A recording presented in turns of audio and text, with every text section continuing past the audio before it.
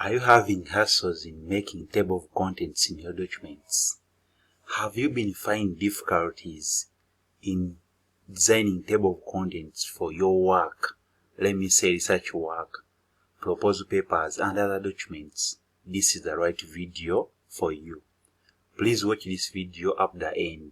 I'm sure of that you will be able to make a table of content in any document you'll find or you'll make. Now, in this tutorial of today, we are going to be explaining steps in which you can make a table of content. There are so many different ways of making a table of content. There are like two ways of how to make a table of content. But today, we are going to be going through the first procedure. And this is how it goes.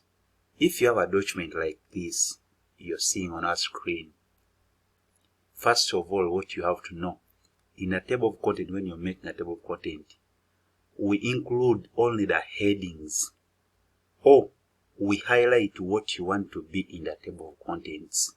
For example, if we have our research paper like this one you're seeing, we shall leave the cover page because we don't want it to reflect in our table of content. We shall just go strictly to where the content is starting, and that is usually chapter 1. Here it is. We want our chapter 1 to be included in the table of content. Now, if you want it, first of all, you're going to highlight what you want to be included, like that.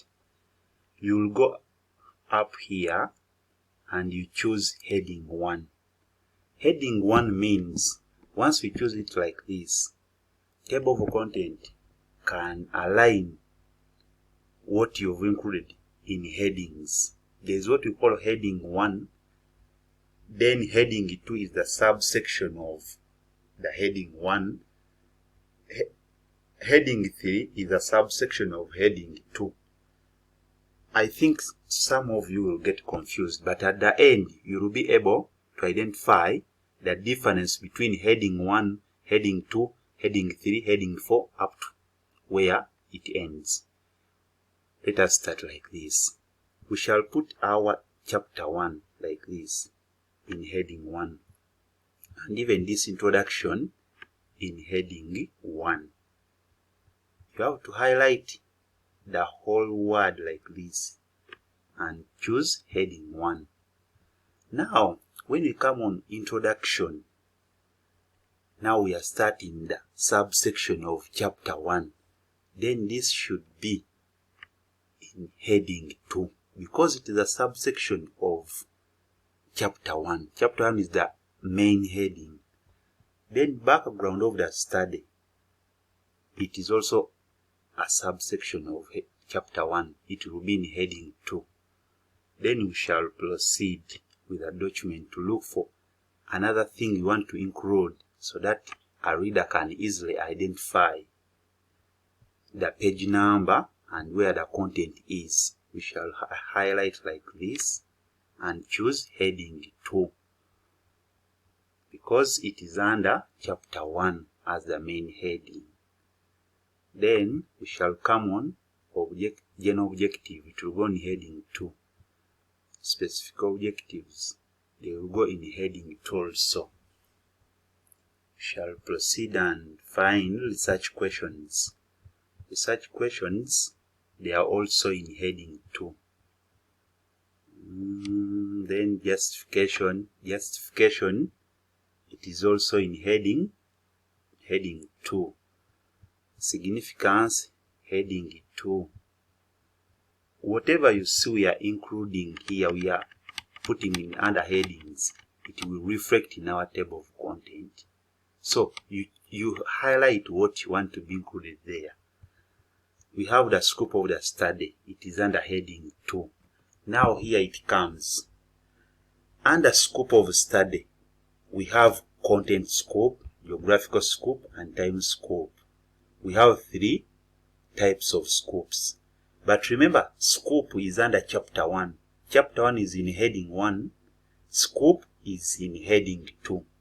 Now, content scope and geographic and time scope, they will be under heading 3 because they are under heading 2, which is scope of the study. I'm sure you will be able to identify this after when we generate our table of content. You will see the difference in these headings and meaning. We choose heading 3. And here, geographical scope, it will go in heading 3. Then time scope, it will go in heading 3. Then we shall have to proceed to conceptual framework.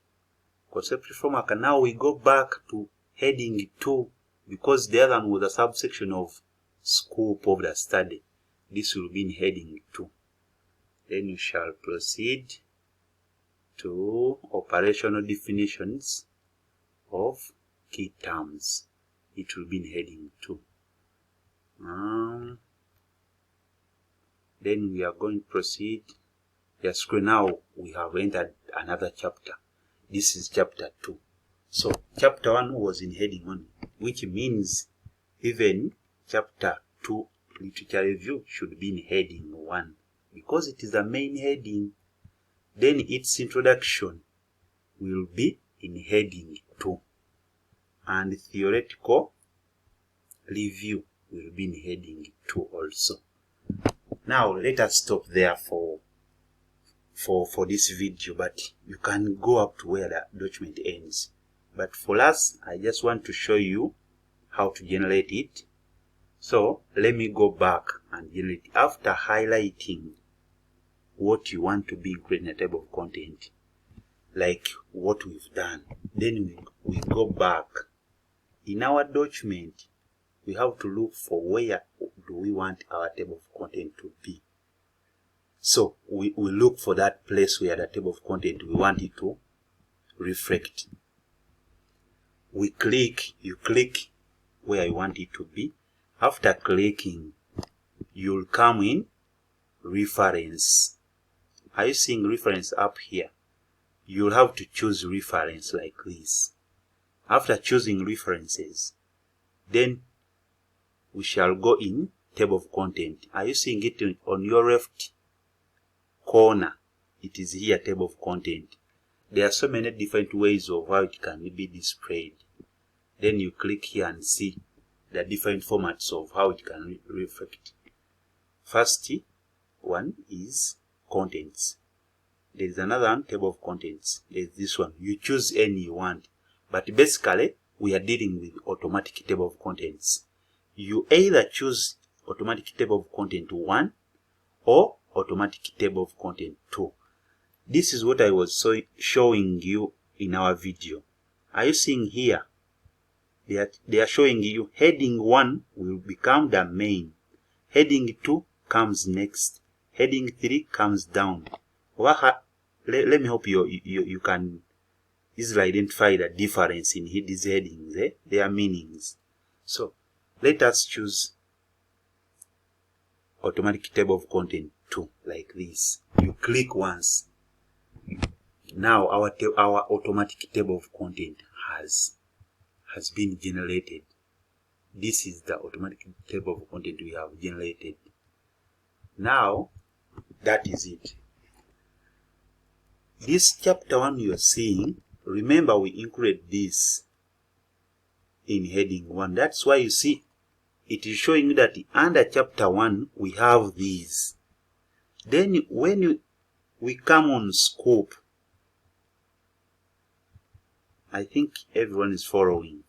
When we come here on the scope of the study, it also shows you heading 3, where we are seeing content scope, geographical scope, and time scope.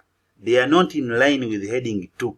They are inside in the line of heading 3.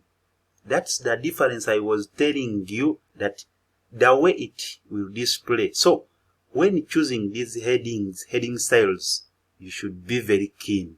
Once you mess up, you'll bring out something that is disorganized and not looking professional. And remember, we would like you to produce a document that wins someone's minds. I think you can see. When we come back on chapter 2, it goes back in heading 1. It shows you that this is the main topic or the main subsection. You can see chapter 2 is the main section.